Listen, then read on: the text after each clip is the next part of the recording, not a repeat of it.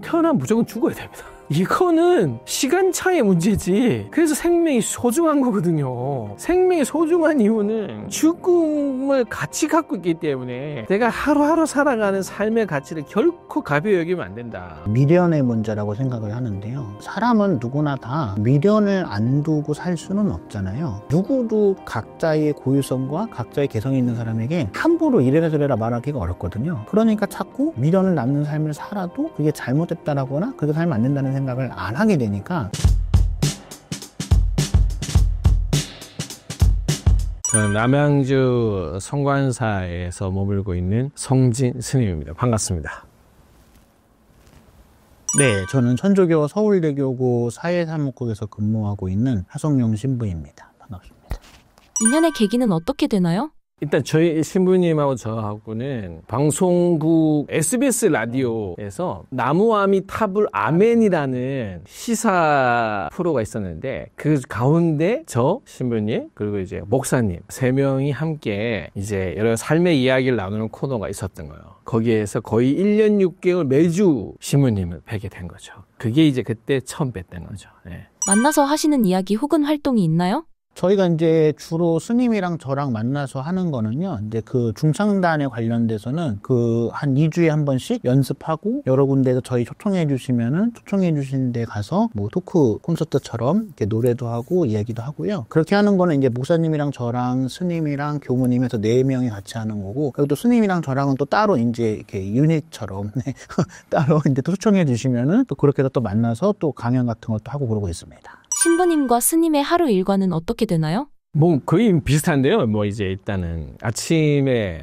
요즘 한 5시 반, 사찰은 이제 요즘 예전에 한 4시 반에 예불 했었는데 5시 반으로 조금 늦춰졌고, 그리고 이제 아침 공양하고, 저 같은 경우에 만약에 특별한 일정이 없으면 이제 사찰에 있는 거고, 이제 사시기도를 해가지고 또 법회가 주로 10시에 있습니다. 그 외에는 저는 이제 또 만남 중창단 저희 연습도 있고, 또 뭐 공연 토크 콘서트 있을 수 있고, 또 저는 이제 지금 동국대학교 그 융합 상담 코칭학과라고요. 상담과 코칭을 같이 배우는 대학원을 제가 다시 다니고 있어서, 또 학교 가서 리포터 이제 숙제도 해야 되고, 또 이제 코치 자격증이라는 게 또 있어요. 그래서 이제 또 코치 자격증을 이제 1차는 땄고, 그 다음에 이제 다시 또 그 위에 상위 코치 버전을 따기 위해서 또 하고, 그리고 이제 뭐 저녁 시간 되면은 자야죠. 저녁에는 자야 되고. 단지 요즘은 이제 과제도 많고 하다 보니까 조금 이제 늦게 자는 편인데, 거의 일과는 거의 그런 식으로 이루어지고 있죠. 저는 이제 보통 그 신부님들하고는 조금 다른데요. 그 성당에 있는 신부님들의 일정은 거의 스님이랑 비슷하고요. 근데 저는 이제 그 교구청으로 출퇴근을 하거든요. 그래서 그냥 보통 직장인이랑 똑같습니다. 9 to 6여가지고요. 아침에 9시까지 출근해서 이제 사무실에서 뭐 회의하고 뭐 결제하고 뭐 사람들 만나고 그러다가 이제 6시 되면 퇴근하고, 보통 신부님들의 삶은 스님하고 약간 비슷한데 저는 이제 직장인들하고 삶은 거의 비슷한. 네. 언제부터 종교인의 길을 걷겠다고 생각하셨나요? 저는 이제 대학교 3학년 때 출가를 했습니다. 저는 이제 동국대학교 불교학과를 다니고 있었고, 물론 이제 불교학과는 여러 우여곡절 끝에 제가 이런 기회가 있을 때 말씀드리는데 이제 2지망에 붙은 거였습니다. 1지망은 경찰행정학과를 제가 지원했었고, 그래서 아버님은 성견지명이 있으셨다고 봐야죠. 아버님은 그때 저에게 요구했던 게 서울대 아니면 동대 불교학과였기 때문에, 물론 이제 그때도 저는 이제 출가에 대한 생각은 전혀 한 적은 없고요. 동국대학교 불교학과가 실제로는 스님들은 따로 이제 선학과라고 불교 대학 안에 과가 따로 있습니다. 이제 기본적으로 불교학과는 지금은 이제 학부로 통합이 됐는데, 그 당시만 해도 이제 거의 재가 학생들이 더 많았고요. 훨씬 재가 학생들 비율이 90%대 거의 스님들 경우 한 분, 2분 정도, 20분 정도 있었기 때문에, 불교학과를 더구나 이지망에 갔기 때문에 출가에까지 전혀 생각한 적이 없었다가 정말 우연한 기회에 저는 이제 저희 스승이신 은사 스님을 뵙고 바로 바뀐, 은사 스님을 뵙고 출가를 결심한 계기였죠. 네, 이제 저 같은 경우에는 성당은 이제 저 혼자 계속 다녔었거든요. 부모님이나 아무도 안 다니고, 저희 뭐 친척이나 가족 중에는 천주교 신자도 없었고, 그래서 이제 성당은 천주교 신자로서는 계속 다니고 있었지만, 이제 보통 성직자 수도자 하면은 뭐 집안의 친척 중에서 뭐 성직자 수도자 한 명쯤은 있거나, 아니면 뭐 순교자 집안이거나, 아니면 뭐 4대 5대째 막 그 신자 집안인 뭐 구교 집안 이런 데서 보통 성직자 수도자가 많이 나와서, 이제 저랑은 성직자 수도자랑은 그건 하등의 관계가 없다. 그래서 나는 그냥 신자로서 열심히 살아야 되겠다. 이제 그런 마음을 갖고 있었는데, 제가 이제 군대에 있을 때 이제 IMF가 터졌었는데, 저 같은 경우는 그 IMF가 제가 이제 사제가 되겠다는 한 계기가 됐는데요. 이제 그 전까지는 저에게 종교의 어떤 목적, 종교 생활을 하는 이유는 그냥 나랑 내가 아는 사람들 그냥 평안하게 지내고 잘 되는 거, 개인적인 어떤 그런 마음으로 종교 생활을 했다고 한다면은, 근데 그 IMF를 통해서 어떤 사회적인 문제나 그다음에 이제 국가적인 어려움 이런 게 있을 때 종교가 역할을 하는구나라는 거를 그때 처음 알았습니다. 그래서 이제 그걸 보면서 저런 일을 하는 데 있어서 조금이라도 일조할 수 있었으면 좋겠다라는 생각이 들어서 그 휴가 복귀하고 난 다음에 이제 그때부터 사제가 되면 어떨까라는 생각을 갖게 됐고, 그래서 이제 일반 대학교를 졸업을 하고 이제 신학교를 다시 가서 이제 사제가 된 거죠. 네. 요즘 출가율과 MZ 신부님 스님은 존재하나요? 저는 이제 제 상좌라고 제자죠, 제자. 제자가 2명이 다 MZ입니다. 이제 30대 이제 중반, 20대 후반 다 MZ 세대인데, 그렇게 크게 처음에는 느낄 수가 없는 게 어차피 이게 사찰의 삶이라는 게 시대별로 달라지진 않으니까 거의 이제 비슷한 틀이지만, 그래도 이제 제가 겪어보면은, 그러니까 저희 때는 스스로들이 분위기를 보고 그냥 이 정도는 내가 알아서 해야 되고, 위에서도 어떤 부분들을 명확하게 이야기하기보다는 그냥 이런 정도는 해야 돼, 이제 그런 걸 알아서 뭔가를 내가 이제 해야 되는가 보다 라고 하는 식의 움직임이었으면은 MZ들은 조금은 정확하게 표현해줘야 된다. 그 자기가 해야 될 영역과 그 다음에 하지 않아야 되는 부분들에 대해서 분명하게 선을 이야기해주고, 또 제가 이제 어떤 이야기를 한 부분 이외의 부분에 있어서는 스스로가 뭔가를 결정하고 판단하는 데 있어 시간을 좀 많이 줘야 되는, 저희 때는 그런 경계가 없었거든요. 경계가 없이 그냥 흔히 말해서 위에서 시키면 시키는 대로 하되, 그 시키는 대로 한다는 게 매우 모호하면서도 위에서는 이제 또 바라는 게 많고, 우리가 정해진 선에 못 도르게 되면은 불안하기도 했고, 그런 문제에 대해서 밑에서 오히려 더 내가 저걸 따라가야 되고 맞춰야 된다는 생각이 강했는데, 이제 지금 NG들은 모함에 대해서는 굳이 내가 저거를 굳이 막 알아서 내가 그걸 막 해야 하나, 이제 그런 부분은 없는 것 같아요. 그런 부분은 훨씬 분명한 것 같고, 그래서 저는 오히려 그런 부분에서 이 친구들이 가지고 있는 장점이라 저는 생각해요. 분명한 부분에 대해서 이제 확인받기 좋아하고, 그걸 딱 한 뒤에는 스스로들에게 충분한 공간을 주기를 원하고, 그러면서도 의외로 제가 또 볼 때는 생각하지 못한 부분에 대해서 생각하고 있는 거 있다. 그러니까 저희는 하도 위에 시키는 거 하다 보니까 그 이외의 생각을 안 하고 사는, 그냥 그게 맞는 생각만 했으면 되는 거였지. 근데 지금 MZ들은 제 상자로 봐도 이 부분은 내가 생각하지 않았는데 그들에게 있어서는 또 다른 포인트가 됐고 중요한 점이 되고, 또 그걸 통해서 생각하는 부분이 다르기 때문에, 그래서 저는 그게 왜 지나간 세대들도 새로운 세대에게 무엇을 배워야 하는가라고 볼 때, 그런 점, 특히 저희가 당연시 봤던 관점들에 대해서 MZ 세대들의 제 상자들 같은 경우만 봐도 스스로 방식으로 해석하고 또 주안점을 그 부분에 더 두고, 이런 부분들은 또 저희가 배울 점을 생각하죠. 요즘에 이제 신학생들도 이제 MZ잖아요. 근데 이제 그게 처음에는 대든다고 생각을 했었거든요. 그 말투가. 근데 MZ의 고유한 말투가 있더라고요. 그래서 저는 그게 추임새라는 걸 한참 지난 다음에 알았는데, 무슨 얘기를 하면 왜요가 항상 먼저 나와요. 그래서 내일 새벽미사 나와. 왜요? 이러면 처음에는 저게 새벽미사를 안 나오겠다고 저런 얘기를 하는 건가라는 생각을 했었는데, 그게 말투더라고요, 기본적으로. 그리고 이제 저요도 있어요. 그러니까 왜요, 저요가 무슨 얘기를 하면 왜요, 무슨 얘기를 하면 저요. 그래서 제가 너무 황당한 게 둘이 얘기하고 있는데 무슨 얘기를 하는데 갑자기 저요. 그래서 너요 이랬거든요. 이게 그 추임새더라고요. 근데 그거를 이해할 때까지는 대든다, 반항한다. 그래서 이런 식으로 이해를 했었는데, 좀 이렇게 지내보니까 그냥 인사말 같은 그런 감탄사 같은 거구나. 그래서 그냥 지금은 그냥 왜요, 저요 그러면 그냥 그러니까 굳이 설명해야 된다고 생각을 안 했는데, 그전에는 왜요, 저요 하면 설명을 해주기를 원하는가라고 생각했는데 그게 아니라 그냥 하는 말이더라고요. 그래서 그냥 지금은 그래서 왜요, 저요 하면 그냥 이렇게 무시하고 다음 얘기로 넘어가면 그 친구들도 그게 다 대답을 원하는 건 아니더라고요. 그래서 요즘에 그 MZ들만의 어떤 그 말투, 어법은 신학생들도 그렇고 일반 사람들도 그렇고 무슨 얘기를 하다 보면 왜요? 항상 저요? 이렇게 얘기를 하는데, 그게 대드물거나 궁금해서라기보다는 그냥 이렇게 추임새라는 거를 지금은 좀 이해하는 편인 거죠. 네. 갓 신부님 스님이 되셨을 때 생각나는 에피소드가 있나요?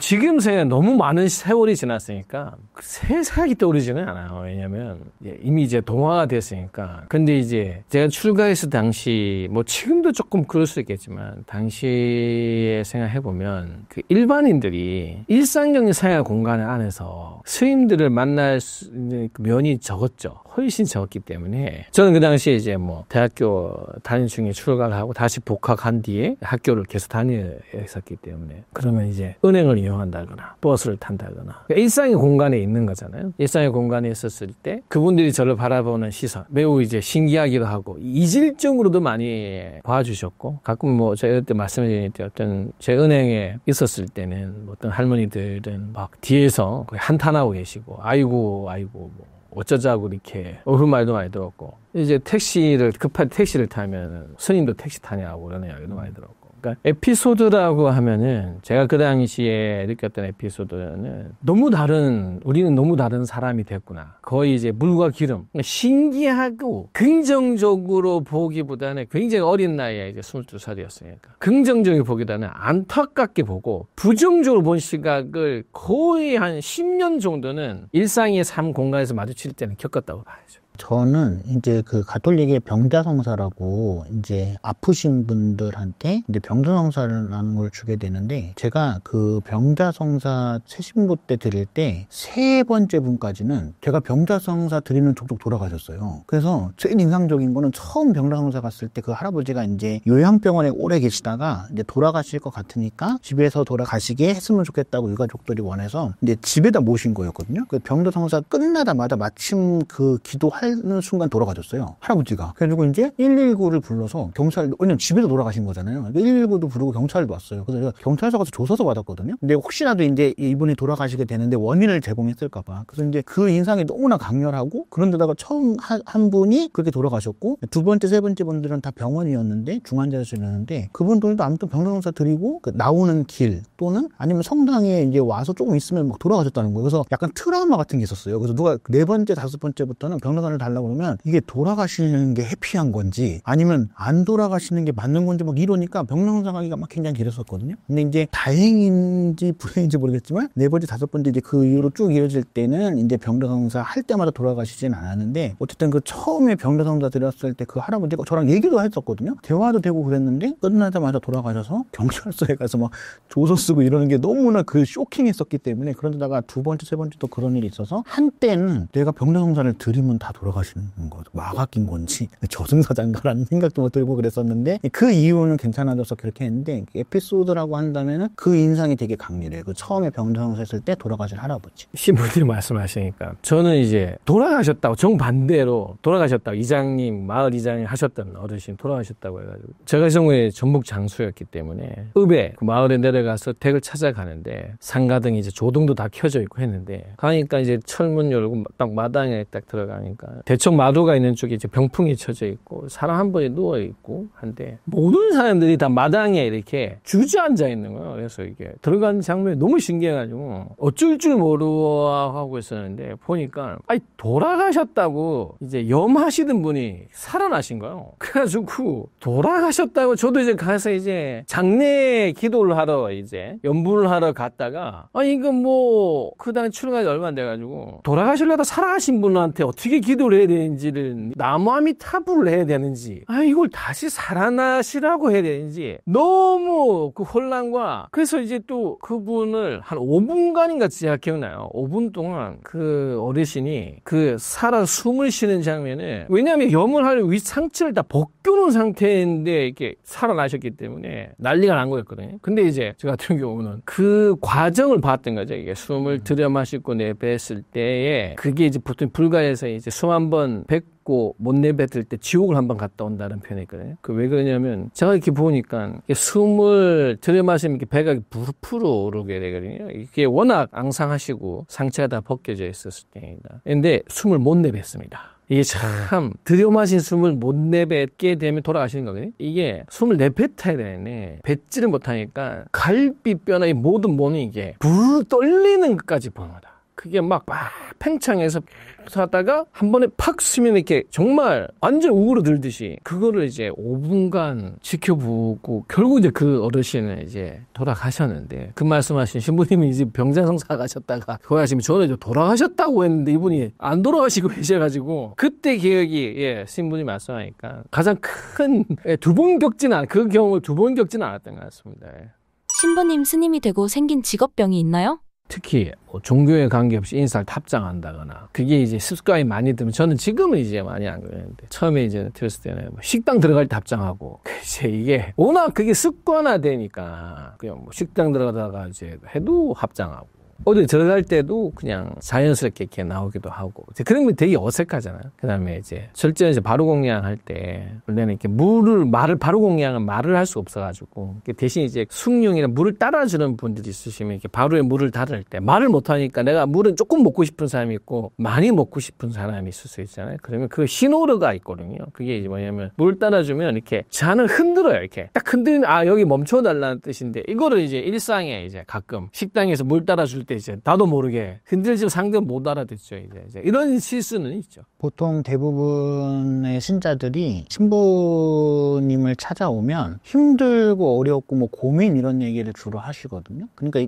보통은 얘기가 되게 길어져요. 그러니까 금방 끝나는 건 별로 없거든요. 그리고 이제 밝은 얘기나 이런 얘기는 초면에는 거의 없는데 나름대로 뭐 직업병이라고 한다면은 어떤 분이 너무나 싱거운 얘기를 한다거나 예를 들어서 아니면 밝은 얘기만 하고 끝나면 다 하신 거냐고 물어보는 거는 그러니까 이제 어떤 분은 진짜 너무 좋아서 기뻐서 그냥 그 얘기만 하고 싶어서 하는 건데 혹시라도 다른 얘기가 있는데 그 얘기를 어렵거나 이제 불편하니까 못 하시는가 해서 무슨 얘기가 너무 일반적으로 간단하게 끝나거나 끝나게 되면은 그 다 하신 거냐 그럼 다 했다고 그러면 진짜 다 한 거냐 이렇게 물어보는 게 뭐 나름대로 직업병이라면 직업병 왜 대부분의 경우에는 이제 제가 다음 일정이 있거나 뭐 시간이 없어서 이렇게 끊고 싶어도 계속 얘기하시는 분들이 많거든요. 왜냐하면 이제 끝이 없는 얘기니까 그렇기 때문에 너무나 간단하게 끝나거나 너무나 시덥지 않은 얘기 싱거운 얘기를 하면 저 얘기를 하려고 왔을까라는 생각이 드는 경우는 있죠. 종교인으로서 가장 힘든 점과 좋은 점은 무엇인가요? 가장 힘든 점은 누군가의 이제 아픔을 이제 저희들 통해서 그분들은 위로받고 싶고 이제 하잖아요. 근데 이제 사실 스님이 된다고 해서 세상이 어떻게 좀 22살 추구해서 그야말로 제 자신도 세상의 아픔이라든 이런 거를 겪지 않았어요. 근데 그거를 내가 봐도 이게 너무 큰일 같은 일을 겪는 분들을 대할 때 처음엔 어떻게 위로해야 되는지 몰랐어요. 이거는 특히 뭐 자식을 잃은 부모님이라든지 이런 분들에게 내가 도대체 어떤 위로를 해야 하지? 내가 겪어보지 못한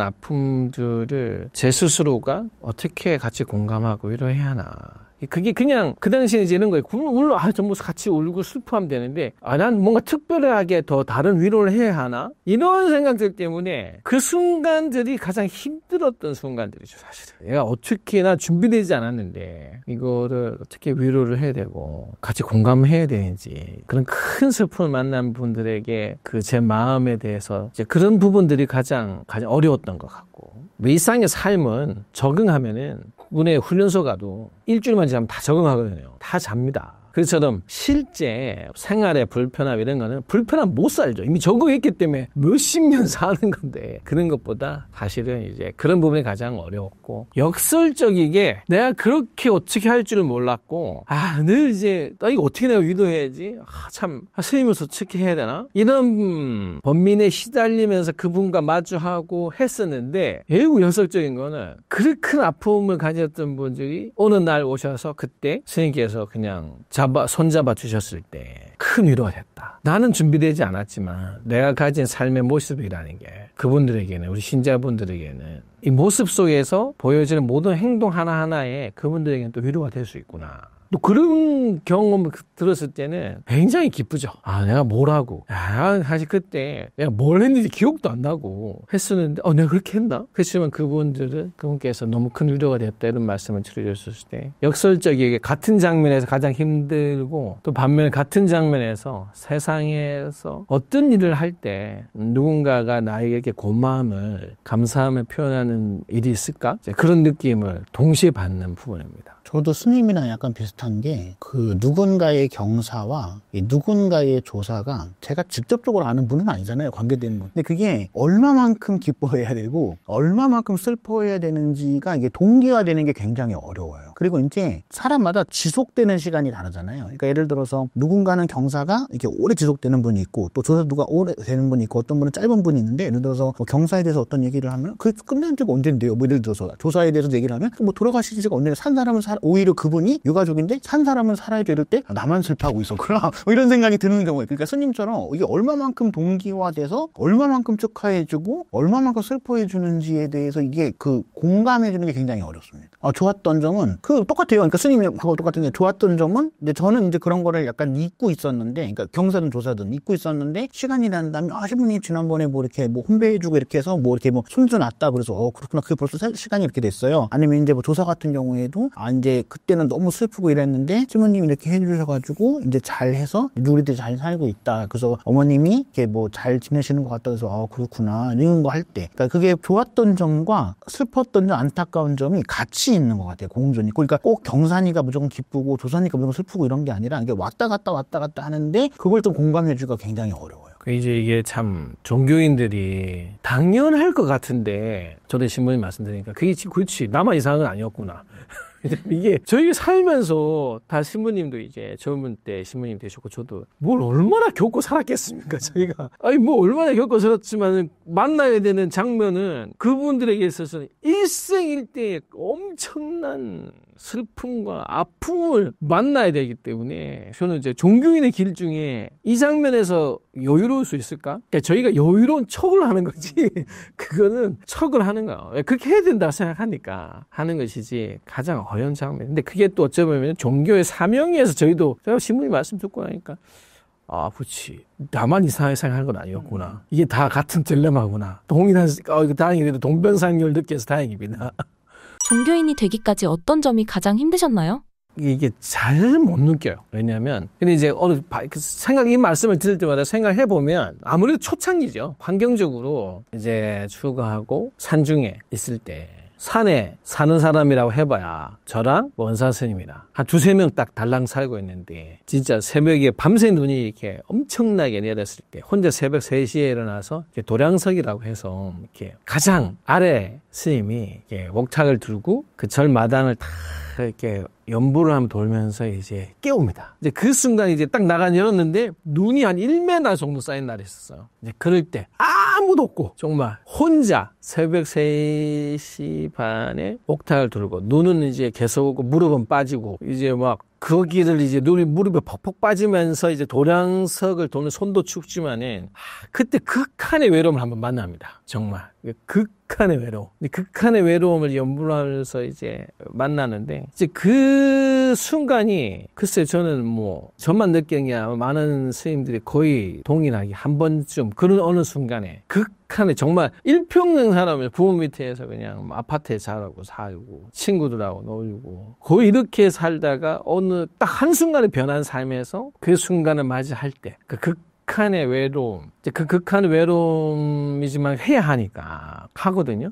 그 극한의 외로움을 이제 그때 만나고 그 순간을 지나면 또 반대로 자기 자신이 엄청나게 내가 성장했다. 뭔가 내가 이 극한의 외로움에서 살아남았다라고 하는 안도감과 이 느낌들이 굉장히 스스로를 좀 이렇게 칭찬해주고 내가 그래도 이제 좀 스님이 됐나? 역설적 이런 느낌을 오히려 좀 주기도 하죠. 그때 지금 생각해보면 가장 그랬을 때 하고 가끔 제가 이제 서울에 있다가 명절 때 은사스님께 인사드리러 갈 때 이제 보통은 절대 명절 안 움직이는데 어쩌다 보니 명절 연휴 딱 시작할 때 움직였을 때 11시간 제가 서울에서 장수까지 11시간 걸린 적이 있었거든요. 그때는 저만 혼자 운전을 하는데 대부분의 차는 다 가족이 타 있습니다. 다 멈춰 있으니까 나는 혼자서 이렇게 보면 막 옆에서 이제 뭐 먹여주고 막 이제 그런 장면을 볼 때 이게 가족이 없는 외로움 여기서 한번 크게 절실하게 한번 느끼는구나. 뭐 이때도 한 번씩 느꼈던 것 같습니다. 저희 이제 신학생들 같은 경우에는 외로울 겨를이 없는 게 이제 군대랑 똑같거든요. 그러니까 군대처럼 조직 생활을 하는 거니까 딱히 외로울 때는 없고 굳이 뭐 외로울 때를 따지자면은 그 이제 서울신학교가 해화동에 있는데 그 서울신학교가 한 3만 평 정도 되거든요. 그 3만 평만 껌껌해요. 서울시내 한복판인데. 그래서 이제 저희가 라스베가스라고 얘기하는데 서울신학교에서 바라보는 그 대학로는 완전 불야성이거든요. 새벽까지. 그러니까 뭐 거기는 막 남한 같고 여긴 북한 같은데 그래서 북한 같은 데서 우리는 그럼 뭐라고 했는가. 이게 뭐 그나마 찾자면 외로움인 거고. 그리고 또 이제 힘든 거는 저는 이제 일반 대학교를 졸업하고 신학교를 다시 간 거라 1학년 때 28살이었거든요. 저랑 동기인 친구들은 1학년 때 20살이니까 학년은 같은 거고 저도 여기에 처음 온 거잖아요. 근데 마치 28살은 모든 거를 다 할 수 있는 것 같은. 그러니까 선배들도 그렇고 동기들도 그렇고 나도 숙제해야 되고 나도 뭐 청소해야 되고 나도 미사하고 기도해야 되는데 마치 저는 이런 거를 다 해놨어야 되는 아니면 그리고 뭐 한 신학교 두 번째 온 것 같은 사람인 것 같은 그런 기대감? 기대심리? 이런 게 있으니까 그리고 또 어쨌든 동생들이니까 챙겨줘야 되고 이러는 게 그게 뭐 좋고 나쁘고의 문제라기보다는 나도 힘들고 나도 어려울 때가 있고 나도 아직 못하는 경우가 있는데 그거를 그렇다라고 말하기 어려운 상황? 그런 게 조금 그 신학교 다니면서 어려울 때는 그런 게 좀 어려웠던 거죠. 신부님, 스님이 결혼을 하면 안 되는 이유는 무엇인가요? 부처님께 석가모니 부처님께서 이제 석가모니 결혼하셨죠. 석가모니 부처님은 이제 결혼 왕자의 삶에 이제 결혼도 하셨고 자제 자식도 있었는 상태에서 그분은 두 가지를 다 알았던 거예요. 이 상태에서의 그 깨달음에 향하는 길을 갈 수가 있을까 없을까에 대한 실험을 이분은 하셨죠. 그러면서 이제 결국은 성을 나오셔서 6년의 고행을 하십니다. 저는 생각 많이 그분이 6년 고행에서 답을 이렇게 나와서 이렇게 하는 게 깨달음을 향해서 가는 길에서 맞지 않다 해서 돌아가셨을 거예요. 그럼 왜냐면 그 당시에는 전제가 있는 게 아니니까. 근데 그분께서는 그 6년의 고행을 시간 걸치고 난 뒤에도 승가라고 하는 단체를 만드실 때 이제 결국은 여기서는 우리가 과거에는 결혼을 했을지라도 여기에서부터는 이제 결혼하지 않는다. 근데 결혼이라는 게 이제 그냥 단순히 행위적인 그다음에 어떤 형식적인 이성과의 어떤 삶을 전제한다기보다는 이거는 개인의 삶에 있어서의 그 욕망을 다스리는 길에 있어서 길과 수행자의 길에 있어서 가족이 함께 했을 때의 그 어려움들이 있다. 굉장히 큰 어려움이 있기 때문에 어떤 길을 깨달음의 길과 세상과 함께 해야 하는 길을 원한다면 당연히 독신의 길 속에서 스스로가 자신의 삶을 책임지고 나로 인해서 누군가의 가족이 그냥 원하지 않지만 그 삶을 따라가야 하는 삶의 딜레마를 주게 만든다는 것은 오히려 이런 수행과 세상과 더 많은 세상과 함께하는 길들. 왜냐하면 더 많은 사람을 같은 마음으로 만나야 되는데 어느 순간 가족과 비교해야 될 수 있고 선택의 순간에도 당연히 가족과 나의 길, 승가의 길, 스님의 길 속에서 선택해야 될 순간이 올 수가 있기 때문에 그럴 때 최소한의 그런 딜레마를 줄여서 길을 가자라고 당신께서는 이야기를 하신 거죠. 그래서 이게 독신에 대한 수행자의 길을 권하셨고 후대의 불교도 많이 변하면서는 이제 또 뭐 한국 사회에도 결혼하신 종파도 있고 이제 그래서 이 부분은 뭐 조계종 같은 경우는 이제 역시 부처님이 초기 당시에 그런 모습과 삶의 길이라는 게 수행자 길을 따라가는데 훨씬 도움이 되고 세상과 함께 아파하고 또 그들과 함께 살아가는 길에 있어서는 독신의 길이 낫다라고 선택한 거죠. 저희 천주교 같은 경우에는 1124년까지는 사제도 결혼을 할 수 있었어요. 그러니까 이제 개신교처럼 교회는 목사님은 이렇게 뭐 계급이라고 표현은 그렇지만 계급이 있는 게 아니라 목사님은 다 같은 목사님이잖아요. 천주교 같은 경우에는 사제가 있고 주교가 있고 대주교가 있고 취리형이 있고 교황이 있는데 내가 사제가 될 때 나는 승진할 생각이 없다 하는 사람은 결혼을 해도 되고 나는 승진하고 싶다 그럼 결혼을 하면 안 됐었어요. 그러니까 사제는 결혼을 해도 되고 안 해도 되고 1124년까지는 그 1124년까지도 주교 이상의 성직자는 결혼한 사람은 안 되고 근데 이제 1124년에 이제 공의회라는 거를 통해서 전 세계 이제 교회 지도자들이 모여서 한 회의를 공의회라고 하는데요. 그 공의회를 통해서 앞으로 천주교 사제도 결혼을 할 수 없다라고 정해진 거는 이제 오늘날 그 일부 개신교의 그 폐해가 근데 그 당시에 교회에도 있었던 겁니다. 그러니까 그 아들 세습 문제나 아니면 이제 교회 재산에 대한 이런 문제들이 생기다 보니까 그래서 그러면 이제 결혼을 못하게 하니까 이제 어떤 세습 문제나 교회 재산에 대한 문제가 조금 이제 투명해지게 되는 거죠. 그래서 스님 말씀하신 대로 한 사람의 성직자이면서도 동시에 한 사람의 가정이 있는 사람이다 보니까 이게 균형점을 찾기가 굉장히 어렵잖아요. 이제 그렇기 때문에 아예 성직자로만 살게 만들어 버린 게 1124년 이후부터 결정된 거예요. 반대로 혼자 지내면서 좋은 점은 무엇인가요?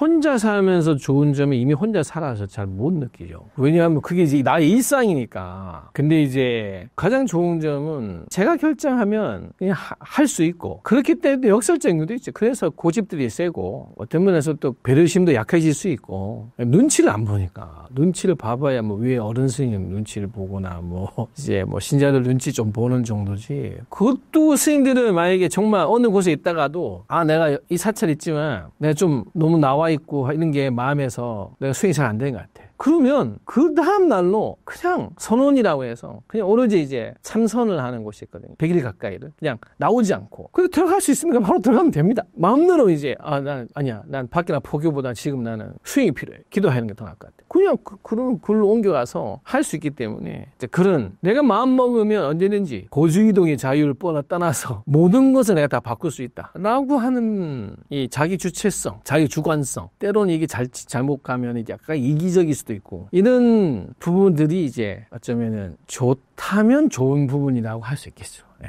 저도 이제 스님이랑 비슷한 게 혼자 살아서 좋은 점은 하는 것도 내가 하는 거고 안 하는 것도 내가 하는 거니까 그러니까 다 내 마음대로 할 수 있는 게 좋은 점이라고 할 수 있는 거죠.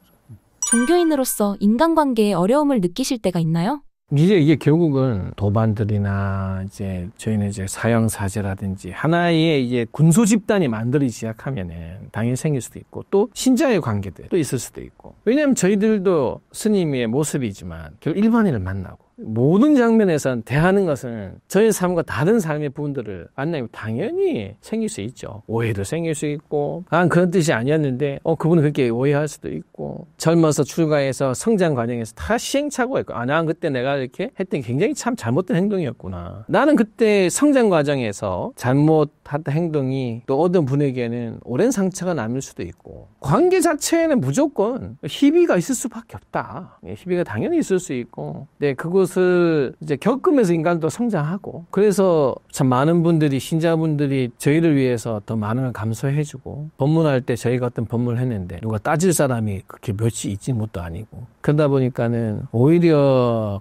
인간관계에 있어서 굉장히 왜곡된 관계 속에 있는 사람일 수도 있어요. 내가 싫으면 저리 안 오는 거니까. 내가 있는데 다 좋아하는데 내가 그러면 정말 문제가 없느냐? 그렇지 않기 때문에 다양한 인간관계를 오히려 더 해봐야 되는 더 많은 저는 뭐 신부님이나 뭐 목사님이나 교무님 이런 분들을 만나면서도 이런 면들은 그렇지 신부님이 하는 게 맞아. 이런 면을 목사님이 저렇게 판단하고 저렇게 대하는 장면들이 내가 좀 배워야 돼. 이런 것들을 저는 이제 오히려 아직도 배우고 하기 때문에 인간관계는 당연히 그 관계를 어떤 분들이 이제 어떻게 잘해야 되냐. 아무리 잘하고 싶어도 상대성이기 때문에 상대가 안 받아들여주면은 오해받을 수 있습니다. 근데 그 모든 거를 감내하는 게 인간관계다. 다 희비를 감내하는 게 인간관계고 그 희비 속에서 결국은 인간관계에서 인간은 성장해지고 자기를 돌아볼 수 있는 기회이기 때문에 저에게도 역시 인간관계는 늘 희비 속에 있고 그걸 통해서 조금 배워가는 시간이라고 저는 봅니다. 그게 저도 스님처럼 관계의 어려움보다는 그 사람에 대한 어떤 상황? 근데 그거를 해결해 주지 못하는데 계속 보고 있는 게 어려운 거죠. 그러니까 예를 들어서 누가 경제적으로 어렵다. 그리고 제가 뭐 돈을 많이 벌어서 도와줄 수 있는 것도 아니고. 예를 들어서 누가 뭐 이렇게 관계를 잘 못 맺거나 아니면 혼자 있어서 뭐 이제 왕따나 뭐 비슷하게 이렇게 해서 뭐 아니면 히토코모리처럼 이렇게 해서 어렵다고. 내가 맨날 그 사람이랑 뭐 놀아줄 수 있는 것도 아니고. 그 다음에 또 아니면 또 다른 경우에는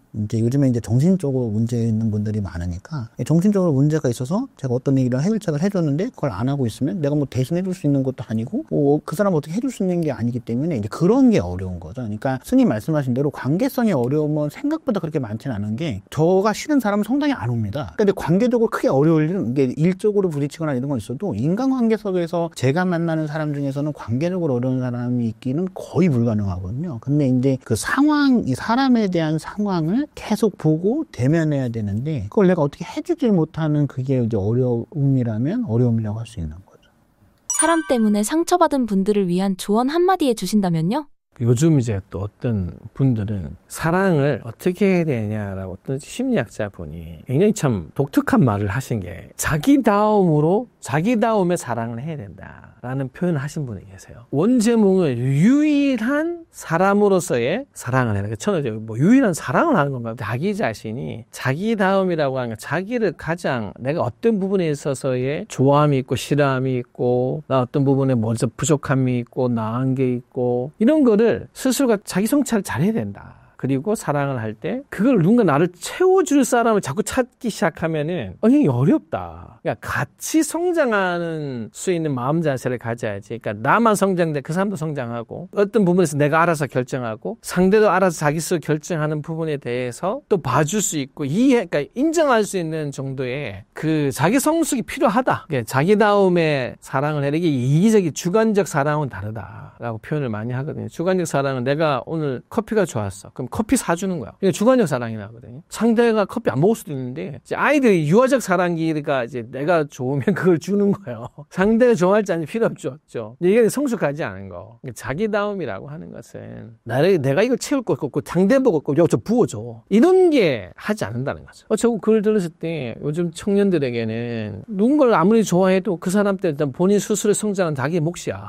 그 사람에 의해서 자꾸 뭔가를 해결하려고 하진 않을 수 없겠어. 그리고 그 사람도 당신에 의해서만 성장될 거라는 생각을 좀 버렸으면 좋겠어. 이제 이런 부분들을 조금은 권하고 싶은 생각이 있어요. 혼자들 많이 자라다 보니까 주관적 사랑을 많이 가고 또 부모의 사랑을 일방적으로 많이 받고 자랐기 때문에 서로가 나한테 이만큼 해줘야 되지 않냐라는 기대치가 때로는 제가 볼 때는 또 강하게 나오기도 하고 이렇기 때문에 또 상대를 또 강하게 소유하려고 하는 내가 어떤 사람인데 자기 애착적 사랑으로 굉장히 상대를 묶으려고 하는 것도 많아서 이건 저도 이제 공부를 하면서 그래 자기다움의 사랑이라는 게 좀 필요할 것 같아 라는 말씀도 드리고 그리고 때로는 당연히 사람 만나면 헤어지고요. 헤어지면 아파야 되고 아픈 게 잘못된 게 아니라 아프면 내가 그동안 잃어버렸던 또 많은 내 옆에 소중했던 특별하게 생각하지 않았던 사람들이 내 옆에 있음을 더 소중하게 볼 수 있는 이런 눈들도 좀 키우고 이렇게 좀 사랑들을 하셨으면 좋겠다라는 말씀을 들으십시오.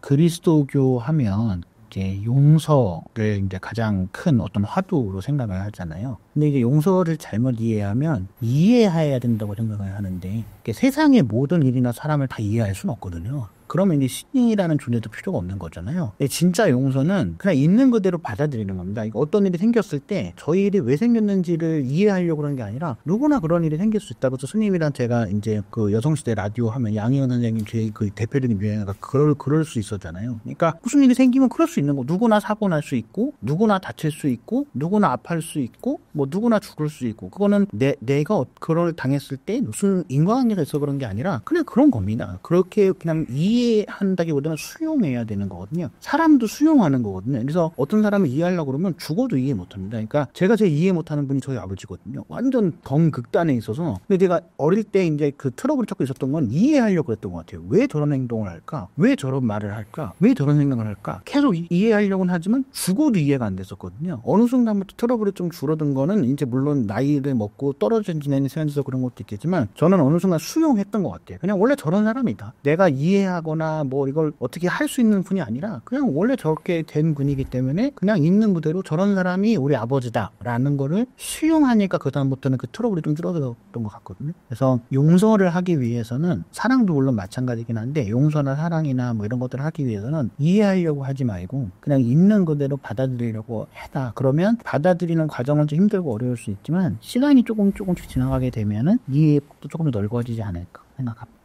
인간은 죽으면 어떻게 되며 사후세계는 정말 있나요?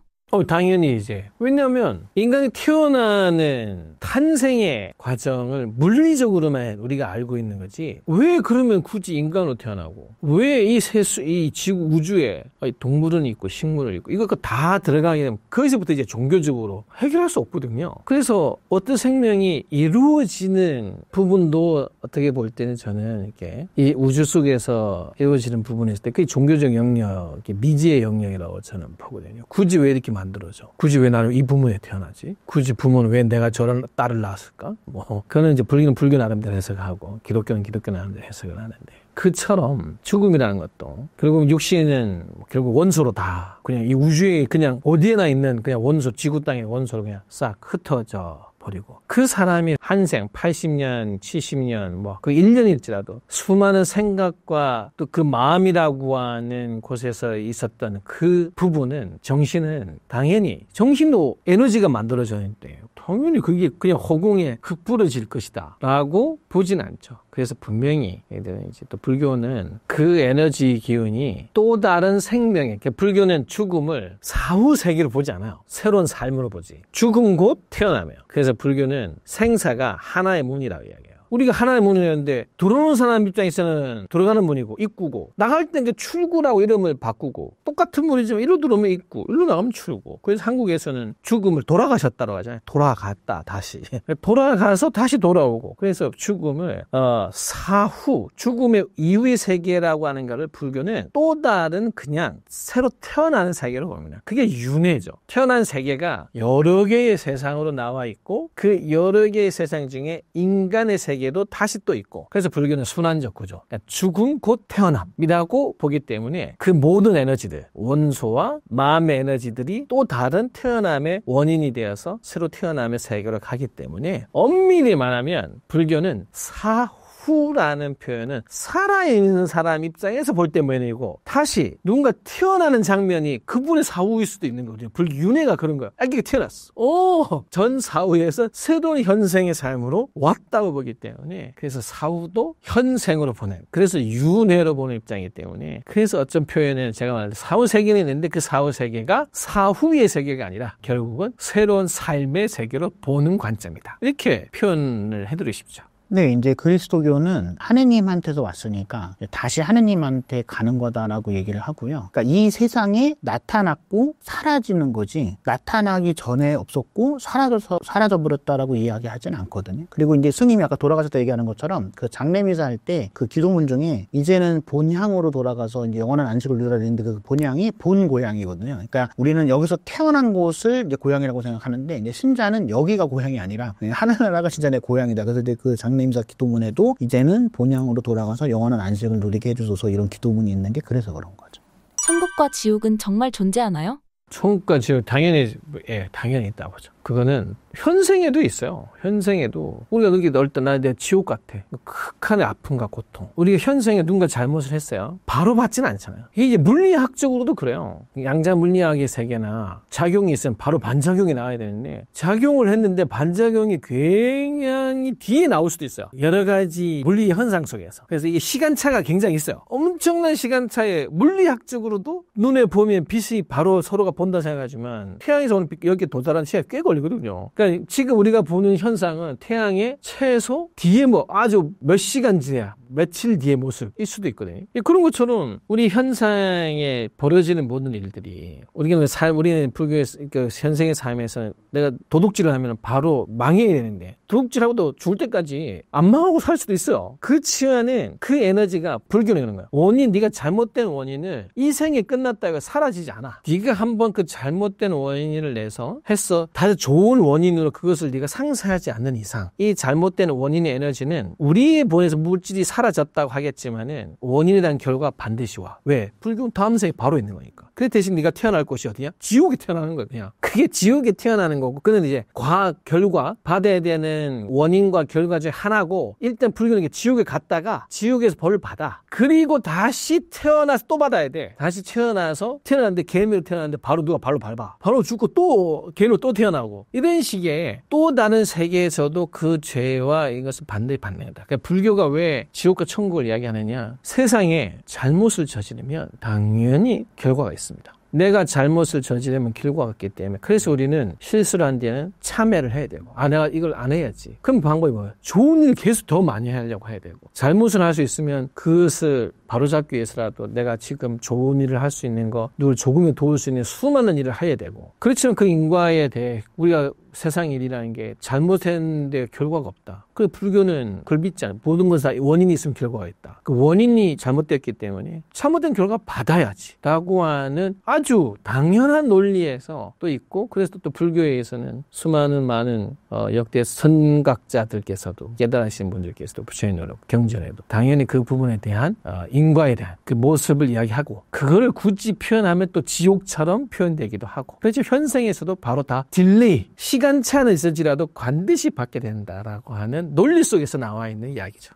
뭐 그리스도교에서도 천국과 지옥은 이제 공간적으로도 있고요. 마음적으로도 있는데 이제 우리가 흔히 현실에서의 삶이 너무나 힘들고 어려운 사람이 어떤 보상적인 측면에서 죽으면 천국에 간다 이렇게 생각할 수 있는데 그게 맞을 수도 있고 틀릴 수도 있는데요. 현실적으로 힘들고 어려운 상황이 중요한 게 아니라 힘들고 어려운 상황 속에서도 마음이 천국 같은 사람이 그 힘들고 어려운 걸 이겨내고 천국을 가게 되는 거지. 현실도 힘들고 어려운데 마음도 지옥인 사람은 현실보다 훨씬 더 지옥 같은, 마음보다 훨씬 더 지옥 같은 진짜 지옥에 가게 되는 거거든요. 그러니까 현실의 어떤 어려움과 힘듦에 대한 어떤 그걸 견뎌낸 것에 대한 성과, 보상으로 천국에 가는 게 아니라 상황과 상관없이 누군가는 현실이 너무나 해피한데 마음이 지옥인 사람은 마음이 지옥이었기 때문에 지옥에 가게 되는 거고, 현실은 너무 힘들고 어렵지만 마음이 천국이었던 사람은 죽어서 이제 천국에 가게 되는 거거든요. 그래서 천국과 지옥은 공간적인 개념도 있지만 마음적인 그 개념도 있습니다. 그래서 내가 살아가고 있는 현실이 어떤가와 상관없이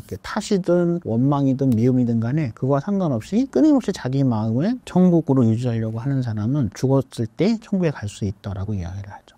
종교를 가지면 죽음이 두렵지 않게 되나요? 저는 이건 이야기했죠. 실제로 많은 죽음을 저는 보고 했을 때 그게 종교인이어서 그런 것보다 당연한 걸 받아들인 거거든요. 태어나면 무조건 죽어야 됩니다. 이거는 시간차의 문제지. 그래서 생명이 소중한 거거든요. 생명이 소중한 이유는 죽음을 같이 갖고 있기 때문에 내가 하루하루 살아가는 삶의 가치를 결코 가벼이 여기면 안 된다. 이게 죽음에 따로 있어서 누군가만 꼭 뭐 재수 없는 누군가만 죽음이 오는 게 아니다. 수많은 인연 속에서 시간차는 존재할 뿐이지 누구에게 있죠. 결국은 죽음은 받아들이냐 안 받아들이냐. 그리고 죽음을 받아들인다는 것은 내가 지금까지 이런 삶을 다 내 것은 아니다. 수많은 인연 속에서 내가 이것을 지금 해왔지만 결국 이것은 수많은 사람들과 함께 이루었던 것이고 당연히 나도 이제 그 역할이 이제 어느 정도 다 했을 때는 내가 이 삶 속에서는 잠시 사라지고 또 다른 새로운 삶으로 가야 해. 이제 이런 이야기를 하기 때문에 불교는 이제 윤회를 이야기할 때 이런 거죠. 너가 지금 이 생이 많은 것을 가지고 싶고 못 가졌다고 하더라도 너무 크게 실망하지는 말라. 지금 다 하지 못한 노력 마음이 있더라도 그것을 네 스스로가 그래 이건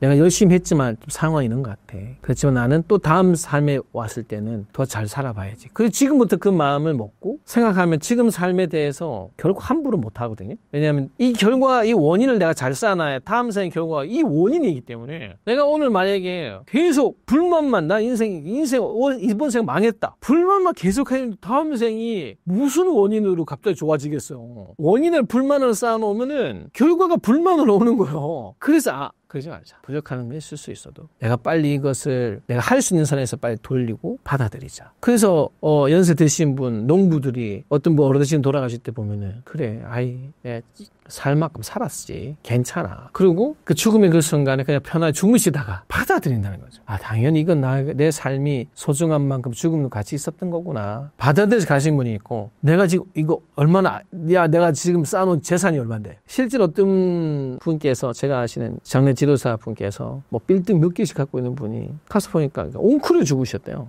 당시 손도 안 펴지고 해서 장신을 풀 때 얼마나 놓기 싫으셨으면 저분은 저랬을까? 다 내 거다 생각하고 하면은 못 놓죠. 근데 이제 불교는 그게 이제 뭐 지금 인연에 의해서 지금 너에게 와 있는 것이지. 결국 너가 사라지는데 네게 어딨니 이게. 결국 그것을 받아들인 분들은 그 죽음의 순간에 편안함을 가기도 하고 그런 모습을 볼 때 그것은 우리가 어떻게 죽음을 생각하고 받아들이냐에 따라서 다르다. 무서움이 드는 이유가 있다는 거야. 안 뺏기려 하거나 안 가고 싶거나 그런 부분이 그 무서움, 안 받아들일 때 생기는 무서움이지 받아들이면 실제로 제가 지켜본 분들은 그 편안함을 결국은 이제 얻으시면서 가시는 모습을 봤을 때 될 수 있다. 죽음을 마냥 준비된 죽음만큼 늘 마음속에서 그런 마음을 가진다면은 꼭 무서움과 두려움만으로 만나지는 않을 수 있다. 말씀드리고 싶죠.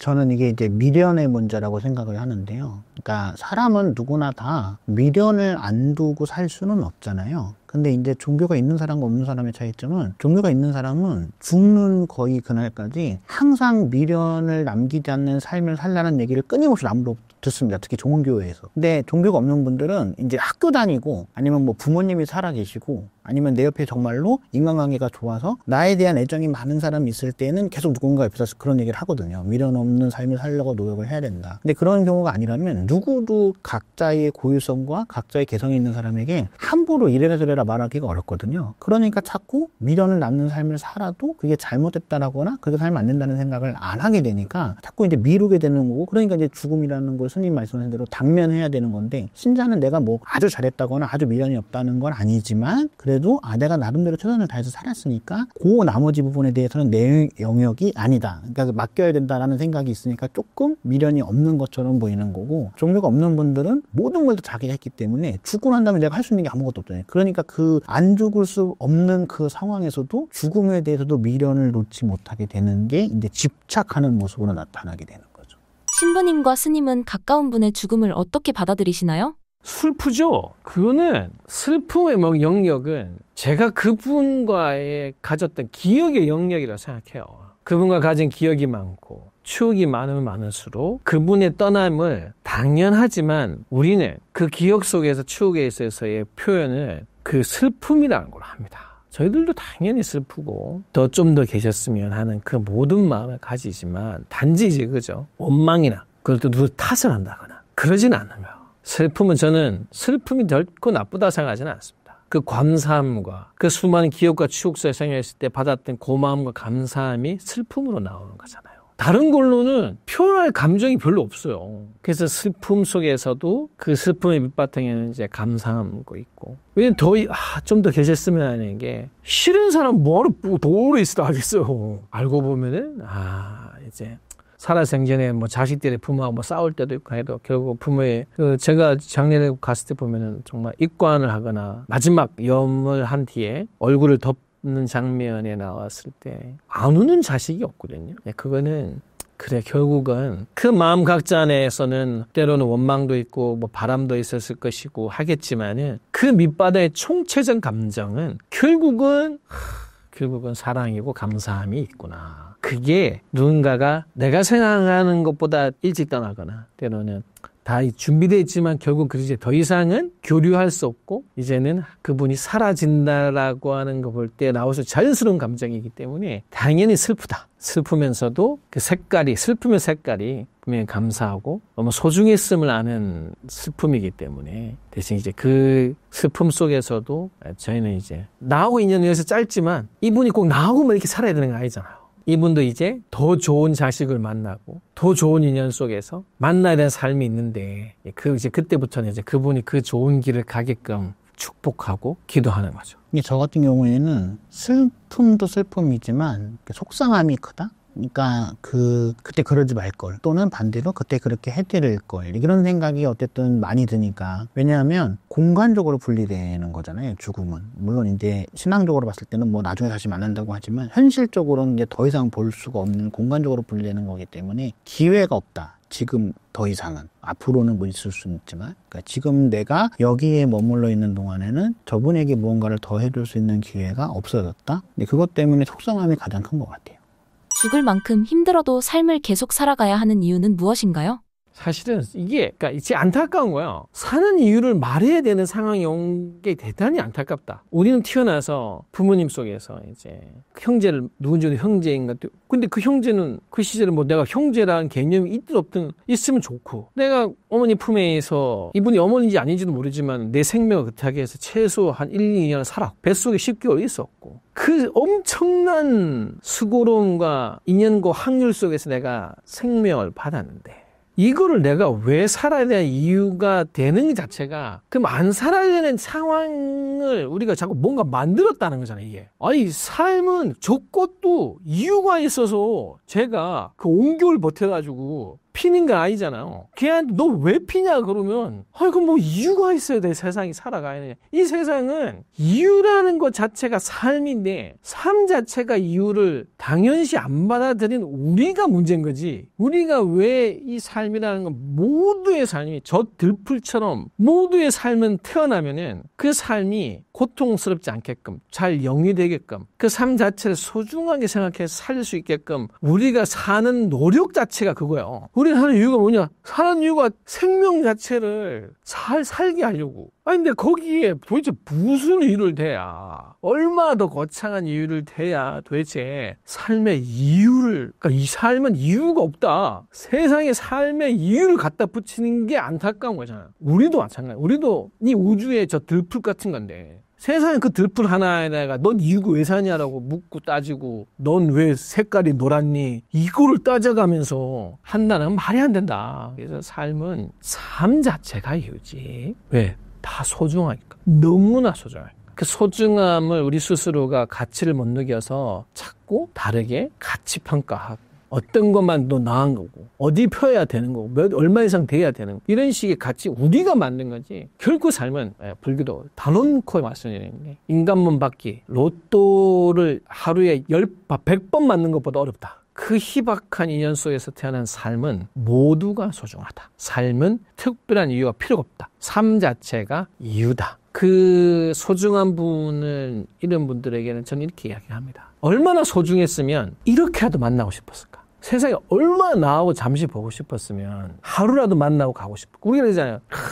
젊은 시절에 우리 드라마도 보면 제발 하루만 더 보게 해주세요. 저 사람 한 번만 만나게 해주세요. 우리 하거든요. 너무 간절하고 보고 싶으면 한 번만 만나게 해달라 하거든요. 그래서 한 번 만난 거예요. 한 번 만난 게 짧을 수 있죠. 네. 그 간절함이었기 때문에. 그래서 저는 때로는 어린 자식을 잃거나 너무 일찍 간 소중한 인연을 만났을 때 특히 이야기를 합니다. 얼마나 소중하고 우리가 얼마나 만나고 싶었으면 이렇게 찰나에라도 만나고 싶었을까. 더 이상 욕심 부리지는 말자. 우리가 지켜주지 못한 아픔이라든지 아쉬움은 산 사람의 몫이다. 이제 우리는 그분을 그 소중한 기억을 내가 대신 한 번 1초를 만났지만은 평생의 가슴으로 갖고 가는 그래도 내 마음에 잃어버리지 않는 인연을 가슴에 두고 가는 거니까 그것도 감사한 것 어떻게 보면 언제 갔는지도 모르고 아이고 제발 좀 안 봤으면 이런 마음 들기 전에 그래도 보고 싶은 마음으로 누군가를 기억하는 기억 저장고를 가졌으니까 그렇게 생각하고 너무나 소중했기 때문에 짧지만 이렇게 만나고 나후에는 이제 여기서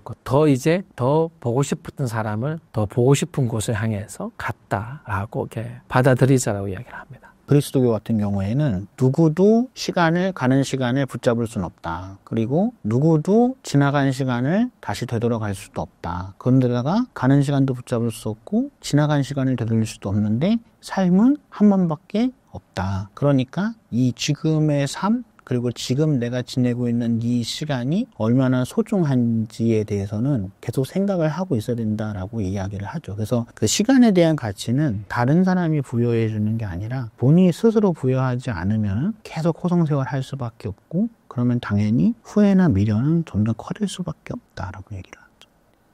신사임당 구독자분들께 한 말씀 해주신다면요? 네, 우리 신사임당 구독자분들께서 또 이 세상은 참 너무 많은 좋은 지식이 있고요. 내가 알고자 하면은 나는 지금 이걸 어떻게 해야 될까라고 하는 이야기를 들려줄 곳이 굉장히 많습니다. 그 이야기를 들려줄 것 중에 또 이 신사임당이 또 여러분들 곁에서는 큰 친구이자 때로는 선생님과 같은 이야기를 들려줄 수 있을 거니까요. 신사임당 많이 또 구독도 하시고요. 여러분들의 마음에서 그냥 모르는 거를 그냥 품지 마시고 이렇게 알아보려고 또 들어보려고 하는 마음을 부디 많이 내시기를 바라면서 신사임당 함께 하신 여러분들 모두 행복하시기를 바랍니다. 네, 이제 요즘 시대에는 안 맞는 표현일 수도 있지만, 신사임당의 어떤 현모양처의 어떤 대명사 같은 그런 거잖아요. 근데 현모양처라기보다는 요즘 시대상에 맞게 훌륭한 여성상의 어떤 대표? 그래서 이제 우리나라 최고 고액권에도 신사임상이 있잖아요. 그거는 이제 누가 만들어주는 게 아니라 본인이 스스로 만들어 가는 거고, 그리고 누구든 그렇게 만들 수 있다. 그래서 다른 사람의 어떤 모습에 대해서 부러워만 하는 것보다는 나한테도 충분히 그럴 만한 자질이 있고, 또 나를 도와줄 만한 사람들도 주변에 많이 있으니까 내가 그런 사람이 되도록 계속 노력하시는, 그래서 구독자분들도 그런 삶을 사시기를